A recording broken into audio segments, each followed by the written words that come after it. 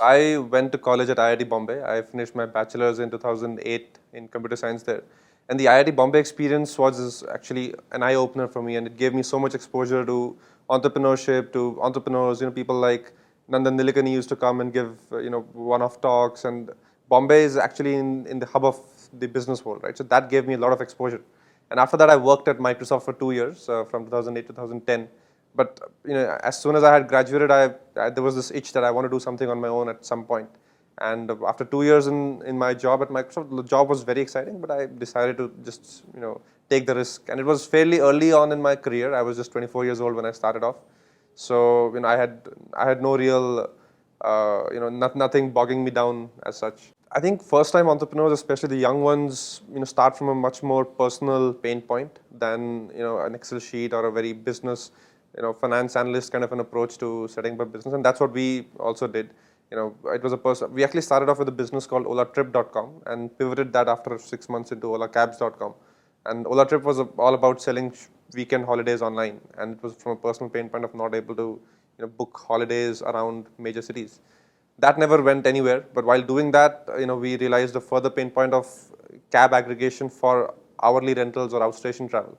And that's how we changed from selling trips to selling, to building a website where you can book cabs for going outstation, let's say from Bombay to Pune or Delhi to Agra, etc.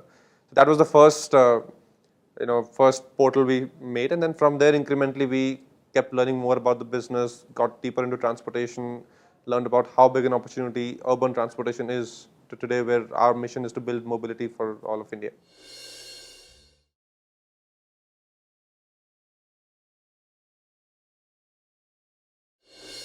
I started off in 2010, mid of 2010, August 2010, and that time starting up, it was not as hot a market as it is today, and starting up was not as socially accepted. And I come from a small town called Ludhiana. I'm from tier 2 town.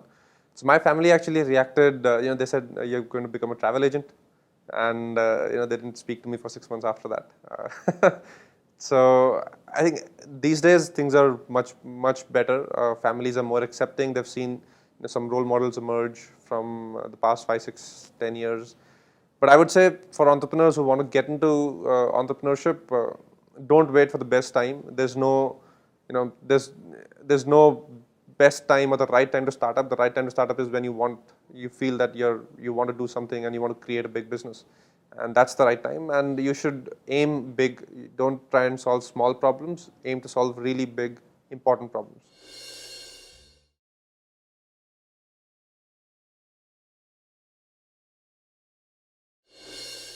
In Ola Cabs, actually, we saw a need of the customer not being able to get quality transportation on demand. Right? It's not easy for you to get. Now it's become so because we've scaled up. But 3, 4 years ago, it was not easy to book a car to get around the city or go outside the city. And that was the core insight that we got, and we built around that. And today we believe that people need not own cars, because cars are now available every 5 minutes on the app, and it's much more easy to get around cities now. But it was very different 3 years ago.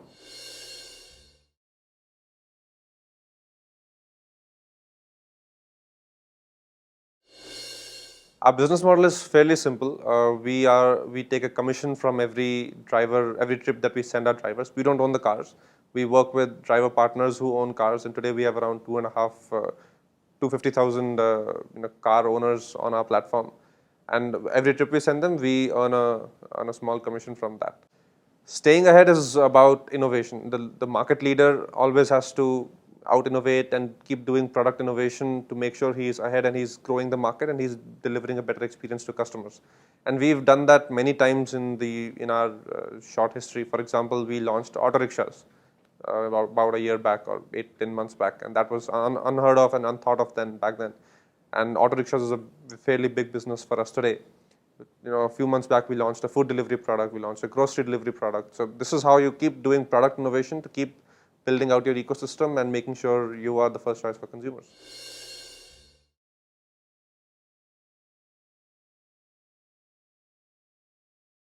It's a series of incremental things that make your product better for the local conditions. For example, one thing we did recently, which has had an immense impact on our businesses, we've made our app much more smoother on 2G.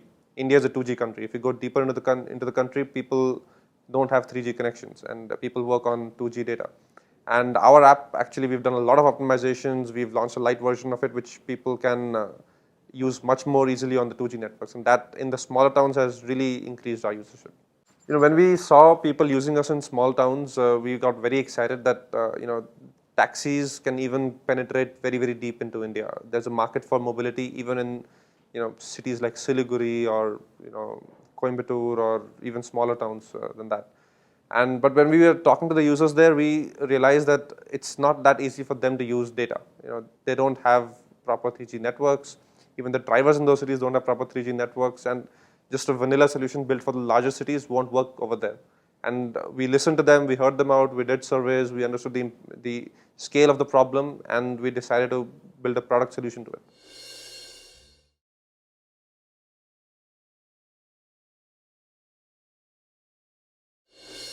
I think that's a very well-framed question. Our business, there are many macro trends in India right now, for not just for our business, but for the entire internet mobility business, right? Two of those trends are India is seeing immense growth in mobile phones. People in India have never had access to a screen which is in their hands like mobile phones. Not many people had desktops in India. Television is a one-way medium. And mobile phones have really opened up this interactive medium for the first time with Indians, and that's going to open up consumption in every vertical. And businesses like ours, businesses like e-commerce businesses, will have to innovate for that platform. That's one. The hardware is there now, and it's getting cheaper and cheaper. Data costs are coming down. Data is improving gradually. 4G is being rolled out. Data costs are coming down. And that's enabling, again, this whole consumption on these mobile phones. Capital is available for smart entrepreneurs to build very local business models. And all these things, this whole technology, growth is happening in parallel with this interesting dynamic of sharing economy globally, right? Where people can now have more flexible work schedules, people can have more flexible work choices, and this also has a very deep interplay with what kind of regulations need to be built around this whole sharing economy and these new mobile ecosystems. So, new businesses have to straddle all these worlds of, regulatory, economic, technology, social impact, right?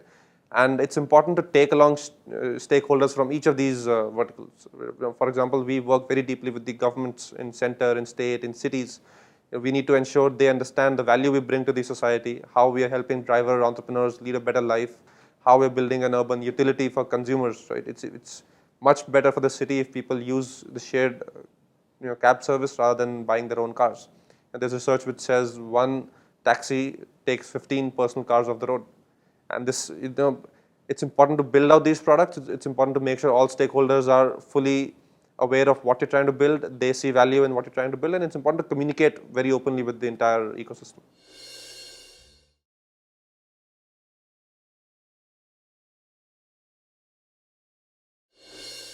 I personally don't own a car.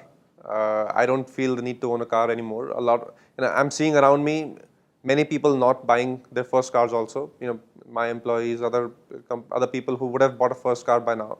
And actually stepping back at a macro level, if you see India has only 5% car ownership, and our public road infrastructure is already overcrowded and overwhelmed, completely overwhelmed. Unlike the West, where there's 70% car ownership and the infrastructure is much better. So India cannot have a paradigm of mobility where everybody owns a car. It's just not going to happen.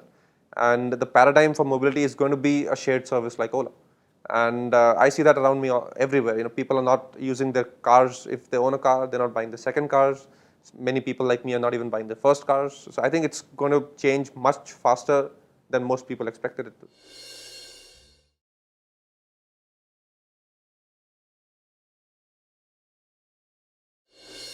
The biggest bucket of mistakes in building a budget are not clearly stating and understanding your assumptions. And at different levels of the company, this mistake keeps coming back because there's, if you don't put enough effort in modeling out all the assumptions and understanding your business very deeply, you will under budget or over budget things, which will, on hindsight, you will realize later. So it's important to be very detailed when it comes to budgeting and planning. It's important to understand all the levers, all the all the assumptions, clearly state your assumptions, clearly state your risks, model them into financial terms. And as you execute on that plan, once you've planned and once you execute on that budget, it's important for you to periodically, in a structured way, keep revisiting those assumptions and keep validating on the positive or the negative side those assumptions. That's something that we've learned from experience.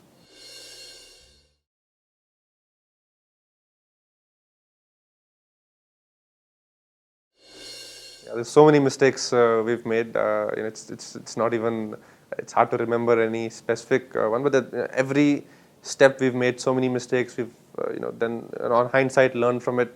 Let me actually think of something. I think we never really understood our marketing spends till recently, and we used to confuse brand marketing with customer acquisition a lot. And this, on hindsight, we've learned how to separate those things, separate budgets for different targets, and having clearly defined metrics even for, let's say, a brand building campaign.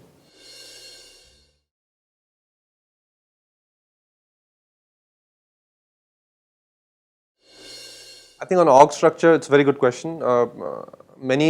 Each company has their own style of organizing itself.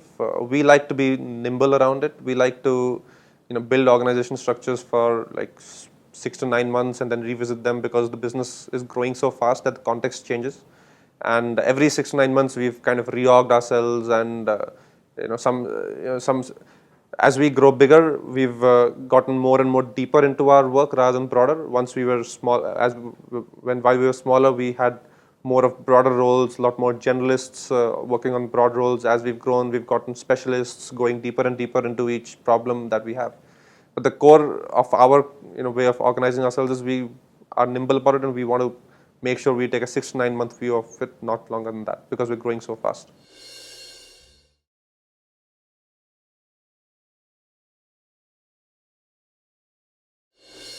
Most important for us is attitude fit. Experience is important in some verticals, but it's not the only factor. We hire a lot for attitude. We hire a lot for culture fit, and every startup again has its own unique culture. It's important to understand that culture and make sure you are able to communicate that clearly, and objectively, and check candidates against that list objectively.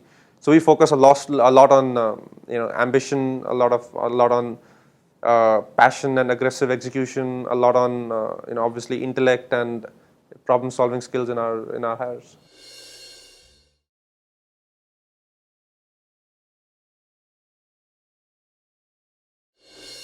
Ola is about being very first principles. We don't like to work from an approach of I've done this before, or this has been done before in this way. We like to reimagine things and build from first principles. We like to focus on big problems and be ambitious about what we want to build. And I like to think that we work really, really hard on those problems. I believe these three things are core to every employee at Ola.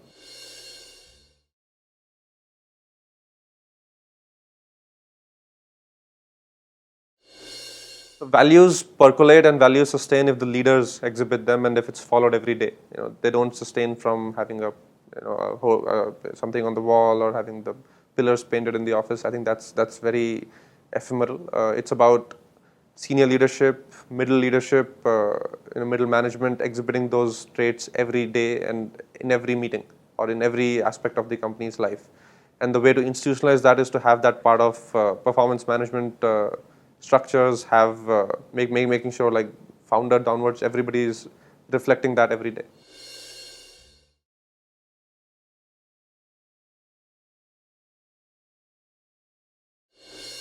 Ola means hello in Spanish, and it's a very nice, youthful, energetic expression.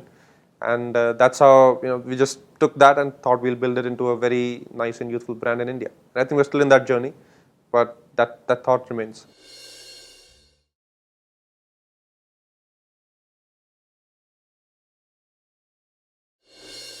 Because we are essentially a very utilitarian service, we get a lot of word of mouth, and we've done a great job of institutionalizing that, accelerating that word of mouth through a referral program. So our referral program is fairly large. We get a lot of our customers through that. As we've grown, though, our brand has become bigger, stronger, and customers, get attracted to us because it's the biggest brand in the space, and that's that's organically scaled. What helps is if your brand is good and if your brand is large, you don't have to spend that much on let's say paid marketing or digital SEM marketing or app marketing, etc. But that said, because the mobile app industry in India is very nascent and it's still a huge growth opportunity, we invest significantly into paid marketing also.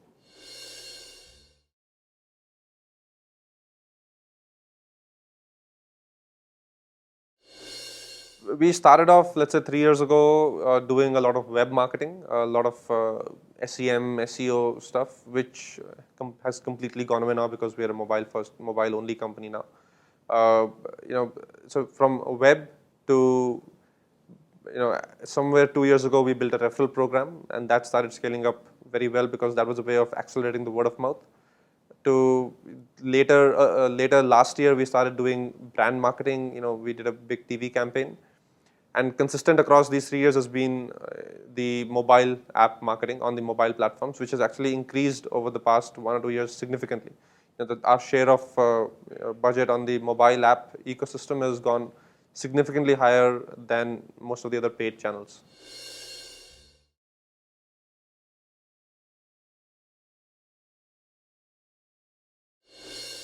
So it's actually very simple. If I'm a user of Ola, I can refer my friend. Once he joins, he and I both earn 200 rupees of Ola money. So it's a great way of rewarding users to refer their friends to you.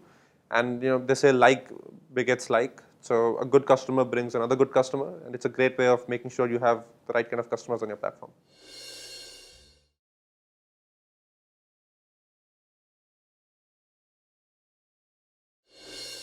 It's very important to ensure that the investor is aligned long term with the vision that you want to build out. And Ola has been very lucky to have a wonderful set of investors who understand the internet space globally, who are very long term focused, and who are great partners to the entrepreneur and the management team. We have great investors in Tiger Global, in SoftBank, in Sequoia, Matrix. All of these people have really helped us, leverage their learnings and also been great partners in the eventual vision. So most important to me is, ensuring that the fund and the specific partner at the fund understands the long-term vision and actually believes in that.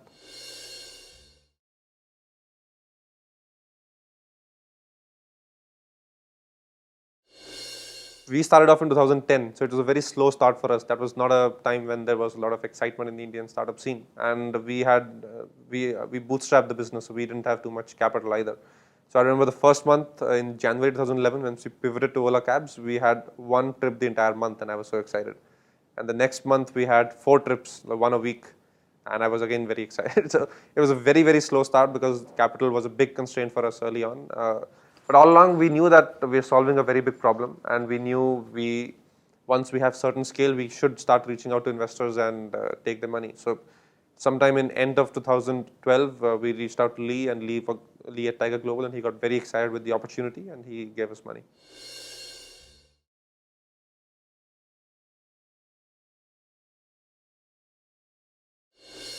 I think now is a very different time. It's important to make sure you don't take money too early. It's important to build out a prototype, get real customers, get revenue if you're in the business of making money immediately, if that's the product you have. Make sure you have a prototype, scale it up as far as you can, invest your own money, then go to a fund so that you can have a conversation with them from a position of strength.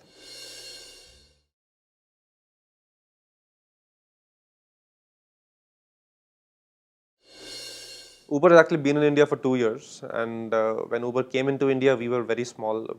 I remember we had less than $500,000 in the bank when Uber entered India, and we were doing like 2,000 rides a day, which is nothing. So Uber and Ola have evolved actually fairly in parallel in India. We've done a much better job of building a much more local product. And if you look at how a local company can retain its market lead and grow its market share, it's about being more local. Fundamentally, it's about being more local on everything. On the product that you're building, different geographies and different cultures require different features. On the brand that you're building, in our case, on both the driver and the consumer end, and on the partnerships and the integration with the ecosystem. Because you're local, you can do these things much faster.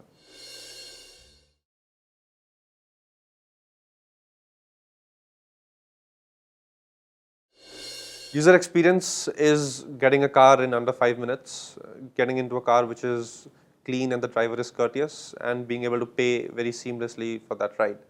And this experience should be across multiple modes of transport. Different people prefer different modes of transport for different use cases. For example, we have three kinds of cab services. We have taxi for sure, which is an economical cab. We have an auto rickshaw service. We're launching a bus service fairly soon. So we see ourselves as providing the choice across different modes. All of those modes should be very quickly accessible in less than 5 minutes, and you should be having a good experience in the ride, and payment should be very seamless.